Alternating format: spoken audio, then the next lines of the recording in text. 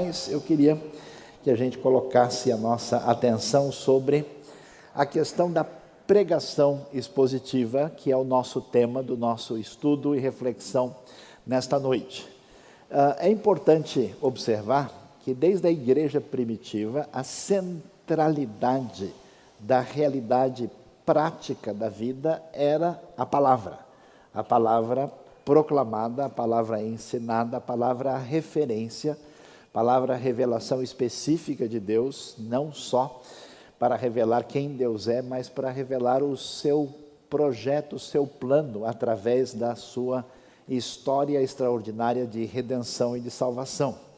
Essa referência está presente na experiência de Israel no Antigo Testamento, na igreja primitiva, e quando os reformadores começam a fazer diferença na história, a razão é uma só: eles leram a palavra. Descobriram a palavra e chamaram atenção para a palavra e fizeram a diferença. Por isso, a grande referência sempre foi da proclamação, que é a pregação.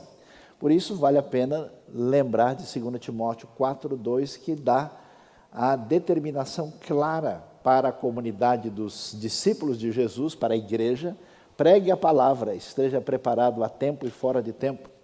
Repreenda, corrija, exorte com toda paciência e doutrina. Ou seja, todo esse encaminhamento do povo de Deus se dá por meio da palavra. Então nós vamos prosseguir tentando entender um pouquinho mais sobre a questão da pregação expositiva. A gente chama de pregação expositiva a pregação que se fundamenta num texto bíblico e que presta atenção a esse texto, extraindo desse texto as verdades e as diretrizes para a nossa vida. Mas como qualquer coisa que a gente vai fazer, inclusive se você vai entrar em campo, precisa fazer o aquecimento, precisa ter a base, precisa ter a referência. Então, algumas coisas importantes para a gente pensar antes de caminhar na direção de tentar fazer o que a gente pode chamar de uma exposição da Bíblia. Primeiro, é a sintonia com a mentalidade bíblica. Atenção, o Ministério da Saúde Espiritual adverte: pode haver problemas na sua maneira de ler o texto, se a gente tem uma mentalidade diferente e sobrepõe essa mentalidade sobre o texto. Por exemplo, a gente tem nas Escrituras, muitas vezes, uma série de expressões que nós, na nossa leitura, às vezes cultural, brasileira, contemporânea, coloca sobre o texto nem quer dizer isso. Quer ver um exemplo interessante? Várias vezes na Bíblia se usa a palavra coração, a palavra hebraica lev, que aparece como cardia no Novo Testamento. Na vasta maioria das vezes, coração tem a ver com entendimento, tem a ver com compreensão. Às vezes se refere à interioridade do ser humano na recepção da palavra divina. E quando a gente fala sobre coração, aí a gente já entra naquela história de são tantas emoções, né? A gente já entra nesse lado altamente emotivo e interpreta coração da maneira que o texto não tem intenção de dizer. Por isso, um conselho importante é manter o que a gente chama de sintonia com a mentalidade bíblica. O que quer dizer isso? Você precisa estudar a Bíblia, e estudar a Bíblia no grego, no hebraico, no aramaico, no alemão, no inglês, significa estudar a Bíblia. Olha que mistério profundo. Quer dizer que você precisa gastar tempo lendo, aprendendo, lendo comentários bíblicos, introduções, bíblias de estudo, livros que ajudem a você entender como é que as coisas se dão nesse ambiente, qual é o tipo de visão, de mentalidade, de perspectiva, porque você lê uma coisa e de repente entende errado e vai ver que uma coisa é uma coisa, outra coisa, e não compreende o que Deus está dizendo. Então, mexendo na nossa mentalidade. O Novo Testamento, por exemplo, Paulo é judeu, a sua mentalidade é uma mentalidade hebraica. Ele teve uma educação grega do primeiro século, ele é um cidadão romano. Você vai estudar o texto bíblico, às vezes Paulo usa uma metáfora que se entende a partir da sua experiência de educação daquele mundo grego. Às vezes ele está falando de uma realidade que faz parte desse mundo romano. E às vezes ele está traduzindo uma ideia que é maneira de pensar o mundo da perspectiva judaica ou hebraica, se a gente preferir. E quando a gente vai pregar, tem um certo perigo, né? Qual é o perigo? É não pregar o texto. Já viu aquela história do pregador que todos os textos que ele prega, a mensagem sai igual? Quer dizer, então alguma coisa está diferente. É como a pessoa que faz comida e todos os ingredientes diferentes que ele usa, o sabor sai igual. Alguma coisa está fora do lugar. Portanto, perigo, quando a gente vai tentar pregar sobre um texto, é cair nas armadilhas de um pragmatismo, né? A gente pregar para uma coisa dar certo, no misticismo, né? Quando a gente faz o texto viajar, né? A famosa teologia do viajar na maionese, que é bem conhecida, né? Algum tipo de ideologismo, a pessoa tem uma filosofia, tem uma ideologia que domina a sua mente, e qualquer texto que ele lê, ele faz chegar naquela ideologia política, filosófica ou de outra natureza, ou um tradicionalismo no sentido negativo da palavra, né, que a gente sempre entendeu desse jeito, mesmo que a Bíblia, né, diga diferente, a gente vai fazer dessa maneira. Aquele sujeito que não aceitava nenhum tipo de festa, condenava aniversário, condenava tudo, e ele estava dizendo que em festa é pecado, que festa é do diabo, que não se faz isso, e alguém disse, mas... meu querido, está escrito aqui na Bíblia que Jesus foi no casamento em Caná da Galiléia, quer dizer que ele foi numa festa. E ele falou, mas não devia ter ido, e começou a dar as explicações. Então, ele tinha uma tradição em mente e não compreendeu isso. A mensagem expositiva, ela deve ser desenvolvida com aquilo que a gente chama de exegese responsável. Exegese é a arte de descobrir o significado original do texto a partir das ferramentas disponíveis para isso. E vamos falar um pouquinho mais sobre isso. E o objetivo é qual? É fidelidade. Afinal de contas, é muito sério. Só pessoas malucas se atrevem a fazer o que eu estou fazendo isso. Aqui hoje, o pastor Jonas, falar para vocês uma palavra que é a palavra de Deus. É extremamente temeroso fazer isso. Porque a gente corre o risco de trocar as ideias de Deus pelas nossas ideias. E as nossas ideias não compensam muito. Inclusive, eu tenho várias ideias, inclusive repetidas. De vez em quando eu troco com alguém, porque já estão repetidas mesmo, né? Não compensa muito. Mas as ideias de Deus, a palavra de Deus, a gente precisa fazer todo o esforço para chegar à seguinte conclusão. O que é que Paulo estava realmente querendo dizer quando ele escreve Romanos 4? O que é exatamente que nós vamos descobrir quando lemos o livro de Amós, capítulo 1. O que Isaías diz em Isaías 6? Por que é que Tiago fala isso no capítulo 4? Então o objetivo é esse. Então nós temos uma responsabilidade de fidelidade. Agora, quando a gente faz essa caminhada de entendimento da Bíblia para poder compreender, né, a palavra de Deus, a gente vai dar um toque sobre isso, importante, a gente precisa ter um foco teológico de entendimento, né? Tem certas palavras, tem certos textos, tem certas partes de literatura da Bíblia que o foco muito claro, por exemplo, é no reino de Deus, o foco é na ideia de aliança, o foco é esperança, o foco é salvação. São temas principais que estão junto ali, próximo do texto, estão como coluna que organiza esse texto, e muitas vezes isso também trabalha com uma coisa tão importante para a gente hoje, que é o significado da vida, a razão de ser, é porque nós estamos aqui. E entendendo que pregação não é simplesmente um exercício intelectual. Pregação não é simplesmente um exercício de um entendimento basicamente cerebral. O foco é acompanhar a proposta que nós encontramos no Evangelho, que tem a ver com a mudança da pessoa, mudança de vida através da palavra. A palavra cria, a palavra transforma, a palavra é responsável pela criação do universo. Na nova criação, a palavra tem papel fundamental.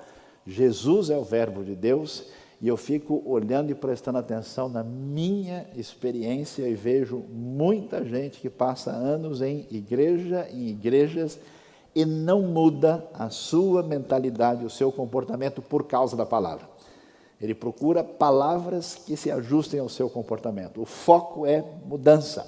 E essa decorrência dessa ação, dessa palavra do Evangelho é algo que vai prosseguir pela vida toda. Vamos lá pensar sobre a exegese. A exegese adequada, a exegese recomendável. Outro dia eu estava lendo um texto onde um indivíduo dizia o seguinte: não dá mais para entender o que a Bíblia disse. Olha só que coisa. Porque a Bíblia é muito antiga e foi escrita muito tempo atrás, e ele disse para mim assim: o significado do texto está perdido. Eu achei depois da conversa que quem estava perdido era ele. Mas de qualquer maneira, ele disse o seguinte: já que a gente não consegue achar mesmo, então a gente lê o texto, acha bonito e coloca nosso sentimento, nossa impressão lá. Então o texto só serve como uma plataforma de expressão daquilo que a pessoa já tem na cabeça ou no coração.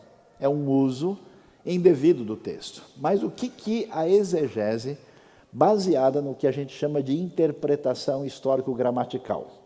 Essa interpretação é um conceito que é muito bom, que é dito pelo Roy Zuck, um autor interessante que a Vida Nova publicou sobre interpretação bíblica, diz que sustenta que a Bíblia não é um conjunto de conceitos abstratos e atemporais que pode ser usado plenamente de modo simples e direto, mas sim uma mensagem inserida no contexto histórico-cultural dos seus autores. Que é aquele negócio, é o versículo solto, que o sujeito vai, abre lá, vamos ver o que Deus vai dizer para mim hoje. Vai lá. E desceram alguns irmãos da Judéia dizendo aos irmãos: se vocês não se circuncidarem conforme o costume de Moisés, de maneira nenhuma poderão ser salvos. Nossa, mas é isso que Deus está dizendo? Então deixa eu procurar um médico agora. Não, está errado. A ideia não é essa. Você tem um texto que aconteceu na sua realidade temporal distante, e para a gente ter acesso a isso, a gente tem que descobrir que essa mensagem foi inserida, e eu preciso ir atrás dos elementos que me permitem compreender esse texto. Meus queridos, nós vivemos na melhor época da história. Vocês têm comentário bíblico de boa qualidade, inclusive em português. A gente tem bíblias de estudo de grande utilidade. A internet é um perigo, tem campo minado, há coisas que realmente a pessoa, depois de ler, complica mais ainda, do que ele já estava antes.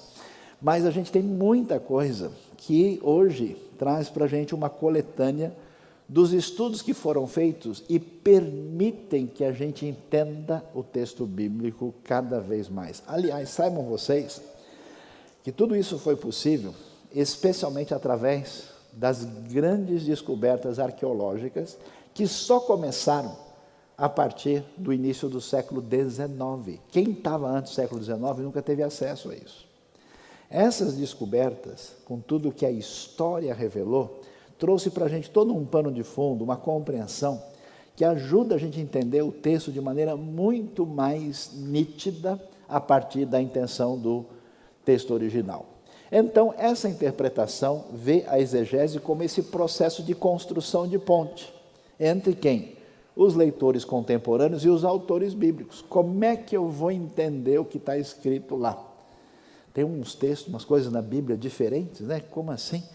Que história é essa, João Batista diz: olha, esse aqui é aquele que eu não sou digno de desatar as correias das suas sandálias. Trabalhava na Alpargatas, vendia sandálias na época. Que história é essa? Porque todo mundo naquele tempo, se for muito pobre, anda descalço, se não usa sandália. E andando na terra de Israel, naquele lugar cheio de terra e de poeira, a pessoa sempre tinha o pé sujo. Quando você chegava na casa de uma pessoa, era necessário, se a pessoa tivesse o mínimo de respeito e educação, ele oferecia lavar os seus pés. Está vendo como Deus é bom, os costumes mudaram? Imagina só se a gente chegasse todo domingo aqui nessa condição. A pessoa lavava os pés, e quando o dono da casa recebia a pessoa, se fosse uma pessoa muito honrada, ele pessoalmente lavava, ou se ele fosse uma pessoa de posição social superior, ele chamava o seu servo, que trazia a bacia e lavava os pés. Aí você vê Jesus chega na casa do Simão, aí, mas por que você não lavou os pés? Mas será que o Simão estava com frieira? O que houve? Por que não lavou? Né? Usou talco? Qual é o problema? Não. A gente precisa entender essa relação.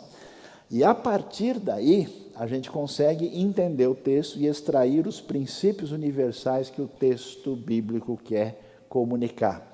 A interpretação histórico-gramatical entende o seguinte, que as palavras da Bíblia são verdades objetivas, em linguagem que é decifrável pelo estudo objetivo da gramática do texto. E quando a gente estuda uma série de questões que são pertinentes ao entendimento do texto, a gente tem condição de chegar próximo, muito próximo do que o autor quis dizer. E alguém falou, mas pastor, e o Espírito Santo? O Espírito Santo não funciona como dicionário de hebraico.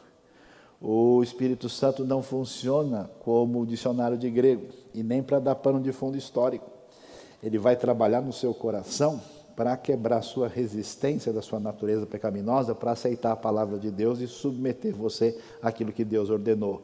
Não confunda a ação do Espírito com subjetivismo que torce o texto para outros objetivos. Então vamos dar uma olhada o que a gente faz quando vai trabalhar com o texto, quais são os passos que são envolvidos aí. Primeiro, o que qualquer pregador, alguém que está aprendendo a pregar, precisa fazer é ler o texto. Olha que coisa impressionante, extraordinária. Ler o texto significa, alguns bons pregadores do passado diziam o seguinte, leia o texto pelo menos 10 vezes, alguns chegavam a ler 50 vezes, porque às vezes você não percebe, né? Olha, agora eu vi, puxa, essa palavra está usada aqui de novo, ela é importante. Agora eu vi a ligação, a conexão entre uma coisa e outra.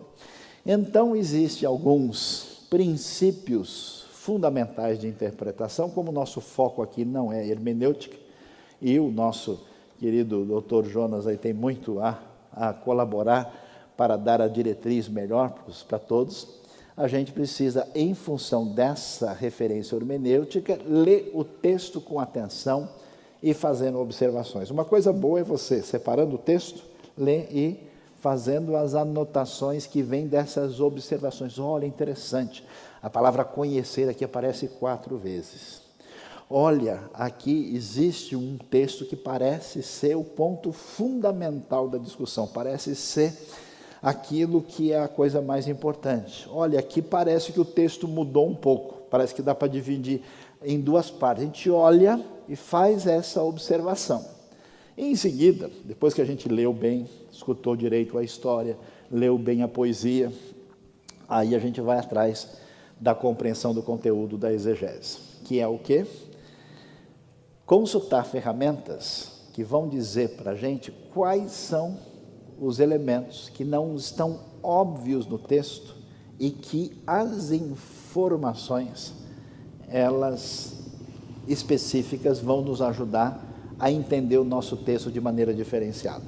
Às vezes é uma observação linguística, às vezes uma observação histórica, às vezes uma observação literária. Então, quando você tem uma boa Bíblia de estudo, um bom comentário bíblico, muitas vezes o autor já diz, olha, aqui no verso 4 nós temos uma questão interessante.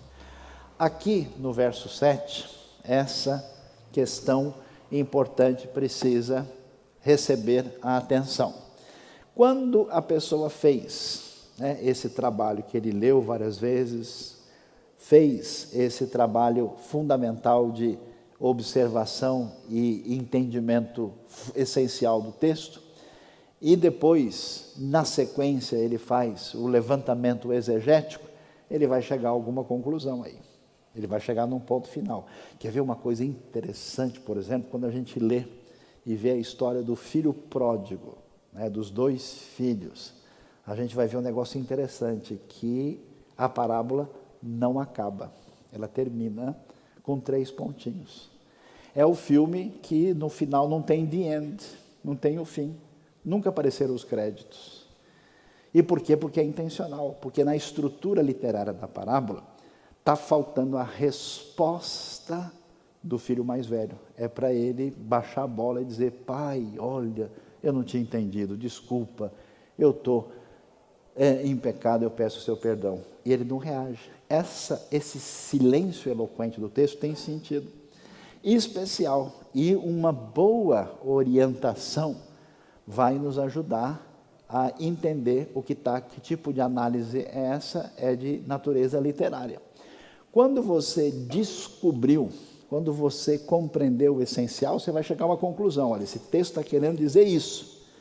Você vai chegar a um acesso que a gente pode chamar de uma teologia específica desse texto. Esse texto está dizendo que o Deus que promete não falha. Esse texto está dizendo que a pessoa que não se arrepende vai ter consequências terríveis.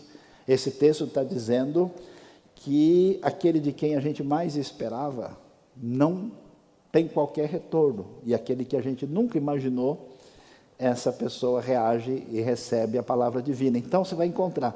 E quando você acha essa teologia específica, é importante que você faça a relação, a conexão com a visão geral que a Bíblia diz a respeito disso. Porque às vezes você fala, né, de um texto específico, o sujeito vai falar lá do profeta Naum, ele não sabe nem se é Naum ou se é na 2, ele confunde, mistura, porque Naum está escondido em algum lugar dentro da sua Bíblia, né? E ele chega a uma conclusão, mas aí ele tem dificuldade de fazer relação com a mensagem fundamental e essencial do Evangelho. E aí, uma vez que ele trabalhou com a interpretação, fez exegese, conseguiu entender o ensino teológico fundamental do texto e relacionou isso, aí vem a aplicação à vida. E aí tem um negócio muito interessante, fundamental. Preste atenção. Todo texto, ele tem uma situação significativa, forte de vida, que é a razão da sua elaboração e a razão do seu impacto na história da igreja do povo de Deus. Então, você vai descobrir por que esse texto é tão forte. Se você estudar e entender direitinho, você vai perceber o que está acontecendo. Pega um livro como o livro de Jonas, por exemplo. Você vai ver que o livro de Jonas é uma grande ironia. Porque as pessoas de quem a gente espera muito, começa com o profeta de Deus, que é difícil. A gente vai ver a história, vai ver que o marinheiro cananeu que entra no navio se converte a Deus assim. Os caras mais complicados do mundo, que são os ninivitas, se arrependem, de modo que até boi jejua no arrependimento deles. Impressionante. Enquanto isso, a gente vai ver que aparece tantas vezes na Bíblia que aquele de quem a gente espera muito não reage adequadamente, e aquele que a gente diz não tem solução para essa pessoa, a reação é completa. Então você vai ver como é que você aplica isso à vida, como é que a crise que tem no texto, a pergunta que não tem no texto é semelhante à pergunta que as pessoas têm para você fazer a conexão. Por isso que muitas vezes a pessoa estuda bastante, até aprende teologia, mas na hora de explicar não consegue, porque ele baixa o arquivo, mas não instala. Não tem nada executável, não funciona. A pregação tem que chegar na vida das pessoas, e aí a teologia tem que ser prática, porque a palavra de Deus foi feita para fazer diferença na nossa vida. Mas tem aqueles irmãos que são os formigões de Jesus, os cabeçudos de Cristo, e eles só, às vezes, estudam, mas isso não se transforma em realidade. E aí vem, depois disso, a transmissão da mensagem. Vamos falar um pouquinho sobre isso, né? Que às vezes a pessoa até descobriu uma verdade maravilhosa, ele entendeu o texto, ele fez a exegese, ele acabou com os livros de teologia da editora, da livraria, do seminário, fez a obra perfeita, mas na hora de falar, ele, porque o que acontece aqui, a palavra de Deus, não comunica, ele não consegue nem preparar o sermão e não consegue expor e edificar, não faz a entrega do sermão. É como uma pessoa que preparou os ingredientes, mas na hora de trazer o prato, a comida vem esquisita. E na hora de servir, então, o gosto está o pior. Então tem vitamina e proteína de monte, só que não tem como ninguém absorver aquilo. Eu já vi tanta gente pregar de maneira maravilhosa, com grande oratória, com uma explicação profunda, só que disse água pura. Uma bobagem atrás da outra, mas de uma maneira maravilhosa. Eu já vi gente, tem uma mensagem maravilhosa, impressionante, dita de uma forma que todo mundo ficou completamente perdido. Então, a gente precisa ver a importância disso. Vamos tentar caminhar um pouquinho mais. Como é que a parte mais significativa para descobrir o sentido do texto funciona? Como é que a gente entende o texto? Vamos aqui observar alguns aspectos fundamentais. Primeiro, todo texto precisa ser devidamente delimitado. Eu já vi gente pregar, o sujeito não percebeu que as partes da Bíblia têm divisões lógicas e coerentes.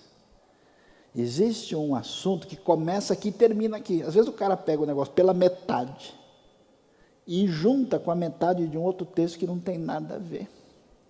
Fica uma confusão danada. Existe uma coisinha chamada perícope, que é uma parte específica de um texto que começa aqui e termina ali.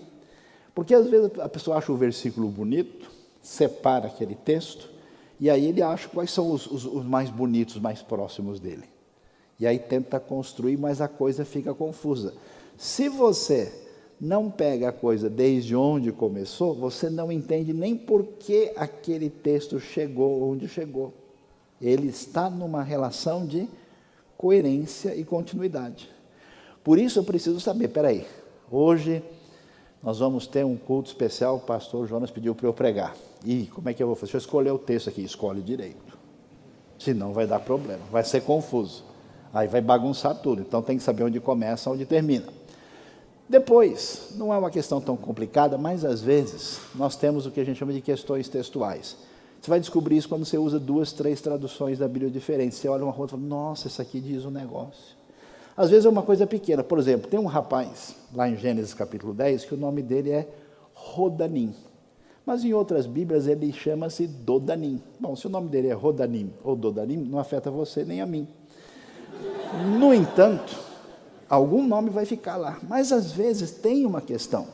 Então você precisa olhar, às vezes a Bíblia diz tudo. Às vezes o comentário diz, olha, aqui tem essa discussão. Vocês vão estudar Romanos, não vão? Em Romanos tem lá, justificados pela fé, nós temos paz com Deus por nosso Senhor Jesus Cristo. Mas tem versão que põe, tenhamos paz com Deus. Erromen, do grego. Erromen, indicativo ou subjuntivo? Ômicron ou ômega? Quem foi abençoado, levante a mão, né? O que quer dizer isso? São questões que a pessoa tem que ver. Se você for analisar, estudar, a melhor opção é temos e não tenhamos. Até por razões teológicas, mas também em função do texto como tal. Tem uma questão ou outra que você tem que prestar atenção, se precisa olhar. Depois, análise do contexto histórico. Se você não sabe quem escreveu, quando escreveu, por que escreveu, em que situação, a sua compreensão completamente equivocada. É igual o sujeito que não queria colocar os filhos na escola. Mas por quê? Porque a Bíblia diz que não precisa. Como não precisa? Está escrito lá. Não é necessário que ninguém vos explique, vos ensine coisa alguma, porque vós sabeis todas as coisas, pois tendes a unção do santo. Olha só, a pessoa entendeu que o verdadeiro crente é aquele que não aprende mais, porque ele já sabe todas as coisas. Entendeu errado. Se ele entendesse o contexto de 1 João, o que quer dizer conhecimento lá, o que tem a heresia pré-gnóstica em conflito com os ensinamentos do Evangelho, aí muda tudo. Aí, a coisa boa da gente dar aula para os alunos é quando eles fazem,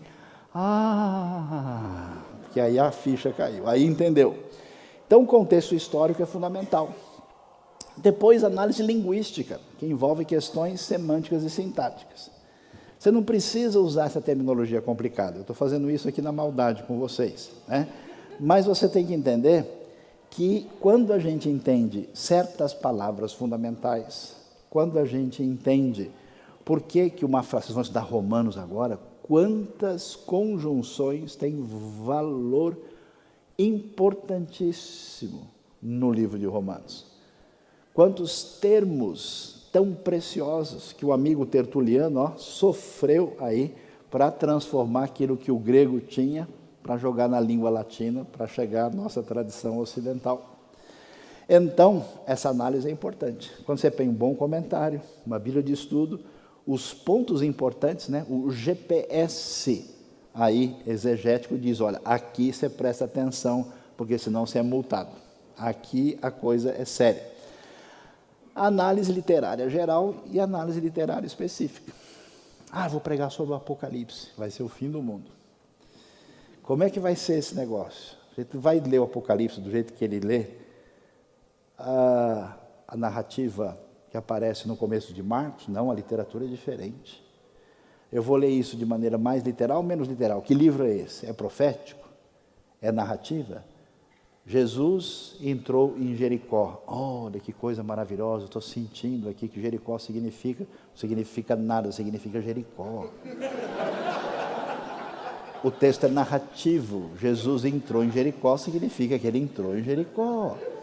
E lá ele encontrou o cego. O cego quer dizer cego. Se você não vê isso, o problema mais sério está com você. Não é o caso. Mas quando eu vou ler um texto específico, às vezes nessa literatura maior, eu tenho uma literatura específica que, por exemplo, recentemente os estudiosos estão prestando muita atenção ao que eles chamam de quiasmo, ou quiasma, que significa uma maneira que os antigos hebreus criaram para as pessoas não esquecerem do texto. Então o texto conta a verdade, organizando ela de maneira A, B, C, D, depois C, B, A. De modo que você vai ver que a coluna vertebral literária é o ponto D. Isso é a intenção de quem escreveu. Ou seja, o negócio é sério. Tem que fazer direito. Amém, pessoal? Esse amém acho que vai me levar a tomar um copo d'água aqui. Vamos tentar. Vamos ver. É muito importante no entendimento real daquilo que Deus quer nos dizer e nos ensinar. Aí, entendendo isso, eu vou caminhar aí para a direção do desfecho da nossa reflexão, falando da próxima parte, que envolve como é que a gente deve transmitir essa mensagem. Você estuda, interpreta, faz exegese, usa as ferramentas, entende o sentido do texto, mas o que está envolvido agora nessa caminhada que tem a ver com o preparo da mensagem e a transmissão da mensagem? Como a gente mencionou, é importante ver isso. Você, ao pregar, vai preparar alimento para a vida das pessoas. Você vai trazer a mensagem de Deus, de modo que isso vai fazer diferença na vida das pessoas. A gente conhece muitas pessoas frequentando comunidades em que eles têm pregação que é da Bíblia. Essas pessoas são alimentadas. E ser alimentado nem sempre é gostar do que ouviu. Ser alimentado nem sempre é ter uma experiência imediatamente agradável. Ser alimentado significa receber a palavra de Deus do jeito que Deus deseja que ela chegue na nossa vida. Mas essa atitude de quem prega deve ser semelhante a quem prepara uma refeição. Jesus falava muito de comida, falava de pão, falava exatamente dessa mensagem de Deus traduzida em termos de sentido de alimentação. O que é necessário? Se você vai pregar e vai trazer essa exposição da palavra de Deus, a primeira coisa importante é o sujeito ter sintonia com Deus.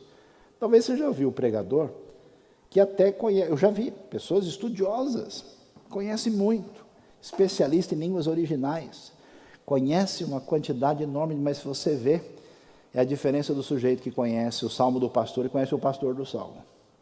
Você vê que a mensagem que ele está falando não atinge a sua vida, porque ele não tem sintonia com Deus. Se você vai trazer a palavra de Deus, a pergunta é como é que está a sintonia do seu coração, da sua pessoa com o Senhor da palavra. Senão você vai fazer bagunça com essa palavra e vai torcer essa palavra.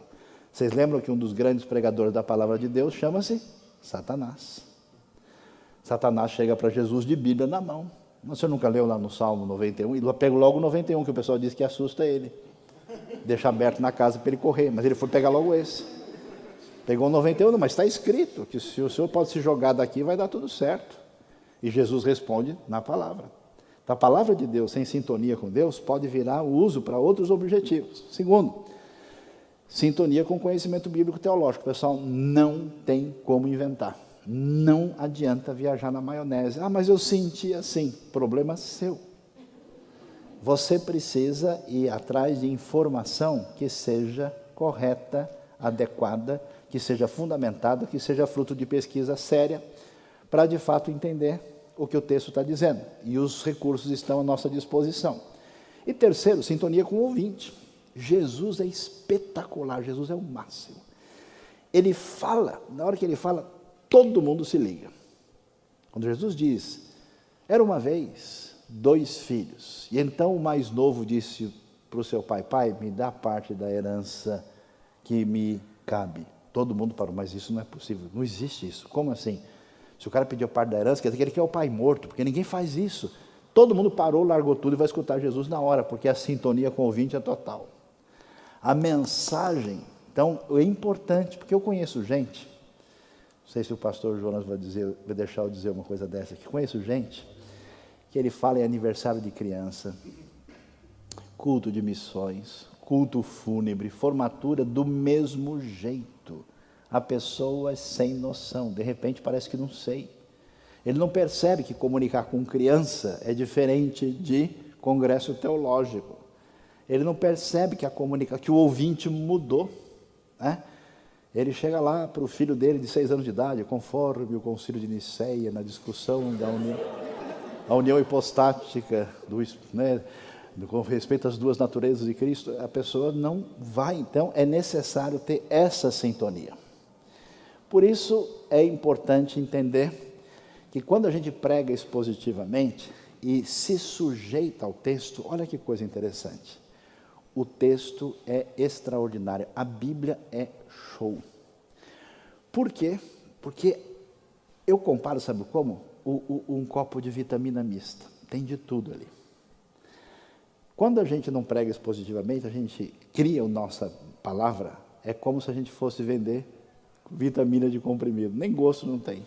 É comparar, né, comprimido de farmácia com picanha com alho. Amém, irmãos? Quem foi abençoado aí? Então, a pregação, ela é preciosa por quê? Porque se uma pessoa, por exemplo, tem um perfil X, ele vai ter a tendência de pregar só de um jeito. Mas se ele se sujeita ao texto, ele vai ter que falar do texto. E o texto é vencedor. Tem texto que é ensino. Ah, eu não gosto muito de doutrina, eu sou mais uma pessoa mais prática. Vai ouvir, porque Deus falou, faça favor de escutar. O texto não só ensina, não tem só aspectos doutrinários, ele forma e atinge o comportamento da pessoa. Eu conheço pessoas, por exemplo, que têm uma tendência de se preocupar com aspectos só morais. Outros se preocupam só com aspectos teológicos. Outros são totalmente pragmáticos. Quando a gente prega a palavra, não tem para ninguém, está todo mundo debaixo dela. A palavra traz doutrina, e quem não acha importante vai ouvir. Ela mexe com o seu caráter, você vai ser atingido, porque eu conheço gente que tem muita doutrina, mas não paga as contas e complica a vida dos outros. Ela tem prática e ela também cura, abençoa. É igual aquela pessoa que disse, depois de uma mensagem, num grande encontro, ela diz, olha, eu passei a minha vida sofrendo de medo da morte. Hoje eu fui libertada. Eu não sei o que aconteceu. Quando foi lido isso, foi explicado isso, uma coisa mexeu comigo e eu fui libertado. Inclusive cura fisicamente, pelo poder de Deus, de uma maneira absolutamente impressionante. Conselhos básicos. Vamos abrir uma congregação em tal lugar. O ambiente é diferente. Você precisa conhecer o auditório, as pessoas com quem você vai falar. Linguagem de gente jovem, linguagem de pessoas de um perfil diferente. A maior dificuldade que eu tive na vida, Jonas, foi quando eu cheguei no interior do Paraguai, numa aldeia indígena. Sabe como é que funciona os nossos queridos irmãos crentes? O senhor não quer dar uma palavra aqui agora? Né? Aí eu fui dar a palavra. E agora, como é que eu vou dar palavra no meio de uma tribo indígena que eu nunca vi? E numa tribo indígena, tudo que você falar de maneira abstrata, não é compreensível. Você fala uma coisa do tipo, ó, se você teve um problema de conflito, é necessário o perdão. Isso não significa nada. Não dá para traduzir isso para a linguagem concreta. Aí eu comecei, Senhor, em nome de Jesus, amém. E aí eu falei, então às vezes você brigou com alguém, o negócio está difícil, você não consegue olhar na cara da pessoa porque tem uma pedra aqui dentro, está duro. Aí você vê a pessoa, a pedra está aqui, você tem vontade de virar a cara quando ela passa. Não pode deixar a pedra, tem que quebrar a pedra. E orando para dar certo, né? Vai que eles vão quebrar a pedra em cima de mim depois, né? E aí tentando traduzir isso para a linguagem simples e concreta. Porque se eu fosse falar de outra maneira, eles não iam entender absolutamente nada. Fale a linguagem das pessoas, fale sempre um pouco acima, para que as pessoas tenham um esforço de ir além delas mesmas, mas sem exagero. Porque às vezes a pessoa vai pregar, e aí ele estudou grego, estudou hebraico, aí acabou a pregação, conforme diz o grande léxico, Bauer, Arding, inglês,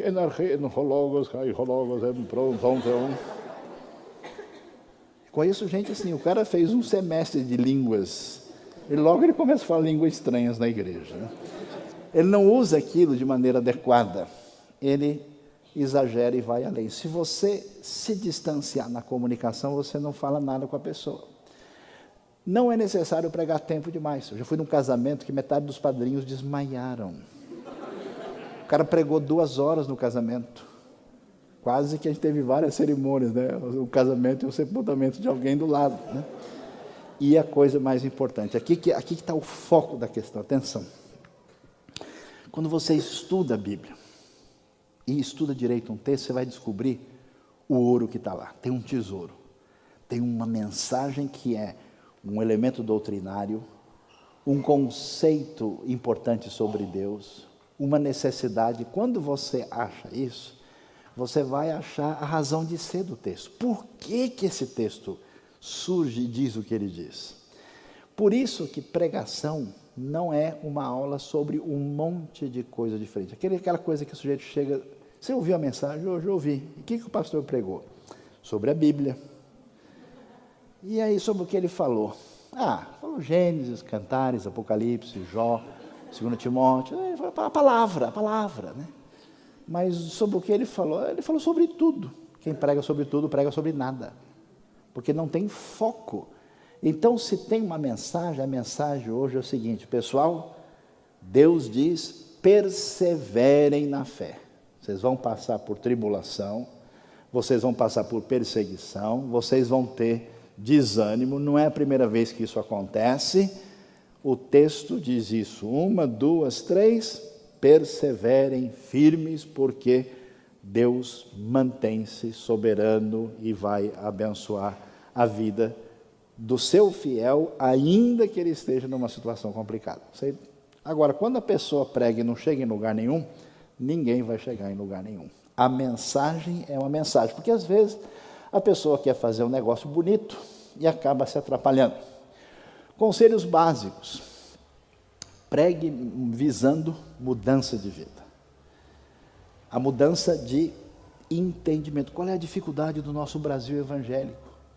É a não transformação da mente, a não transformação de conduta, a não transformação na área de caráter. A pregação, ela tem o objetivo de atingir a vida das pessoas. Não pode ser apenas um exercício em que a gente transforme aquilo numa explicação que satisfaz a curiosidade das pessoas. A pessoa precisa ser atingida pela palavra. Saiba usar ilustrações, momento certo, ilustração certa. A pessoa está pregando, né? Chega naquele momento mais, então, naquela hora, o filho arrependido chega diante do pai. Conhece aquela do português? Mas agora, como é que você é o cara contar um negócio nesse momento? Matou tudo. Ou então o contrário, né? No momento super alegre, meus irmãos, eu tinha um parente que ele teve 3 sobrinhos que morreram no mesmo dia, tal. Ele vai contar isso no casamento, né? Então, a coisa, mas é sério, eu conheço pessoas que usam ilustrações que é quase como uma destruição daquilo que a pessoa tentou colocar de maneira clara. Seja contemporâneo no sentido de explicar as coisas de modo que faça sentido para quem está ouvindo hoje. Comece com boas novas e termine de maneira apoteótica. Quer dizer, ninguém vai pregar se não apresentar a coisa do jeito que o Evangelho é? Boa notícia. Pessoal, tem coisa boa, interessante, valiosa para a sua vida. Puxa o pessoal para ouvir. E você tem que terminar, porque você já viu o pregador que vai, ele já está terminando pela terceira vez. E concluindo, e quase concluindo, e chegando não sei aonde, e não chega em lugar nenhum. A coisa precisa terminar com a cereja do bolo fechando. E olha a conclusão que a gente descobre hoje, quando lê Abacuque, capítulo 3, é que ainda que tudo dê errado, a figueira não floresça, Abacuque não vai apenas ser consolado, ele não vai apenas ficar confortado, ele vai exultar no Deus da sua salvação, porque depois da sua experiência com Deus, nada abala a sua fé e sua confiança. Precisa fechar direitinho. Complicado para a gente que começa a pregar é que ele não é mais ele. Começa a imitar a voz de um pregador conhecido. Começa a imitar o jeito da pessoa. Alguns até vestem a mesma roupa da pessoa. E fica tentando ser igual aos outros. Bobagem. Só você pode ser você. Ninguém pode ser você. Portanto, seja você. Olha que filosofia profunda. Nunca tente ser ninguém. Você vai pregar? Seja natural. Fale do jeito que você é. Deus criou exatamente pessoas com essa diversidade para ser uma bênção no mundo todo. Então não force uma situação. A Bíblia tem o quê? 40 autores diferentes. Profeta, pastor de rebanho, médico, legislador, todo tipo de gente. Então é importante que haja pessoas, não procure reproduzir ninguém. Às vezes eu escuto algumas coisas no rádio, eu vejo pessoas imitando até o timbre exato da voz de um líder que ele admira. O começo é fundamental. Se você na sua mensagem não conseguir chamar a atenção das pessoas que você vai falar algo importante, você vai perder. Atenção para o tom de voz, o tom pode prejudicar a caminhada disso. Fale a língua de hoje, e quando a gente estuda pregação e vai fazer a pregação expositiva, na prática a pessoa fala, vai fazer o curso, é importante fazer gestos. Aí ele começa a fazer, só que os gestos são artificiais, né? Então, naquele dia, Jesus estava ali, e então, quando ele foi na sepultura, não era aqui, né? Não funciona. Não faça nada que seja. Eu conheço gente que foi aprender a pregar, sabe o que a pessoa fez? Ficava no espelho fazendo o gesto, imitando, fazendo assim e tal, e depois ele tentava reproduzir. Fica engraçado, porque é claro que não é natural. Bobagem fazer isso, não é por esse caminho. E, portanto, a gente tem esses conselhos de ordem prática. A única esperança que nós temos para a nossa vida é a palavra de Deus. A palavra de Deus que salva, a palavra de Deus que cura, que transforma, que ensina e que direciona a nossa vida. E a única esperança que esse mundo tem. Portanto, estude a Bíblia, aprenda a pregar a Bíblia, pregue de maneira expositiva, siga esses conselhos e que Deus abençoe a toda a Igreja Batista da Palavra com todos que aqui estão. Muito obrigado, que Deus nos abençoe nessa noite.